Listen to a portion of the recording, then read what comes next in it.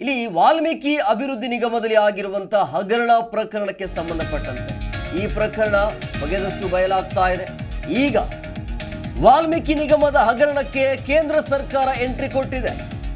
ತನಿಖೆಯನ್ನ ಚುರುಕಾಗಿಸಲು ಅಮಿತ್ ಶಾಗೆ ಶೋಭಾ ಪತ್ರವನ್ನ ಬರೆದಿದ್ದಾರೆ. ರಾಜ್ಯ ಸರ್ಕಾರಕ್ಕೆ ಮುಜುಗರ ತರೋದಕ್ಕೆ ಬಿಜೆಪಿ ಕಡೆಯಿಂದ ನಡೀತಾ ಇರುವಂತಹ ಶತಪ್ರಯತ್ನ.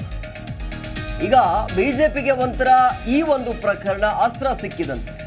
ಒಂದು ಮೂಢ ಹಗರಣ, ಇನ್ನೊಂದು ಈ ವಾಲ್ಮೀಕಿ ಅಭಿವೃದ್ಧಿಯ ನಿಗಮದಲ್ಲಿ ಆಗಿರುವಂತಹ ಅವ್ಯವಹಾರ ಹಗರಣ.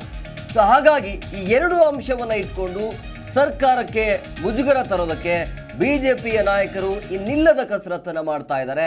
ಈಗ ಈ ಪ್ರಕರಣಕ್ಕೆ ಸಂಬಂಧಪಟ್ಟಂತೆ ವಾಲ್ಮೀಕಿ ನಿಗಮದ ಹಗರಣ ಈಗ ಕೇಂದ್ರ ಅಂದರೆ ಈ ಹಗರಣಕ್ಕೆ ಕೇಂದ್ರ ಸರ್ಕಾರ ಎಂಟ್ರಿ ಕೊಡ್ತಾ ಇರುವಂಥದ್ದು.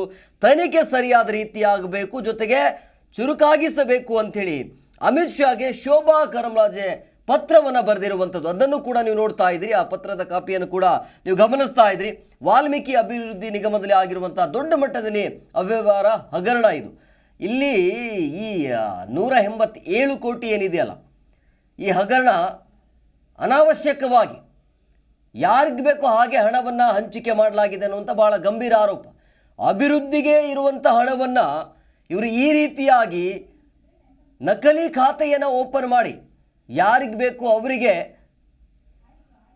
ಕೋಟಿ ಕೋಟಿ ಲೆಕ್ಕದ ಹಣವನ್ನು ಹಂಚಿಕೆ ಮಾಡಿದ್ದಾರೆ. ಹಾಗಾಗಿ ಈ ಪ್ರಕರಣದ ತನಿಖೆ ಚುರುಕುಗೊಳ್ತಾ ಇದೆ.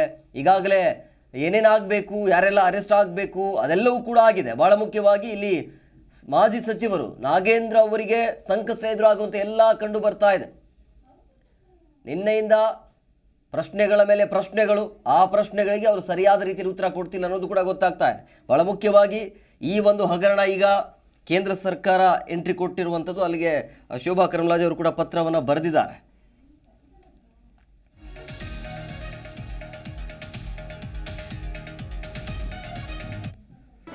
ಜಿ ಕನ್ನಡ ನ್ಯೂಸ್ ಈಗ ನಿಮ್ಮ ಮನೆಯಲ್ಲೇ ನೋಡಿ. ಎಲ್ಲ ಕೇಬಲ್ಗಳಲ್ಲಿ ಈಗ ಲಭ್ಯ. Sun Direct 292, Jio TV 1334, U digital 162, City cable 51, GTPL 17, Abhishek cables 821, Rock Line telecommunication 51, Shri Basaveshwara number 60, Vinayaka digital number 53, in digital number 896ರಲ್ಲಿ. ನಿಮ್ಮಿಸ್ತದ ಜಿ ಕನ್ನಡ ನ್ಯೂಸ್ ನೋಡಿ ಆನಂದಿಸಿ.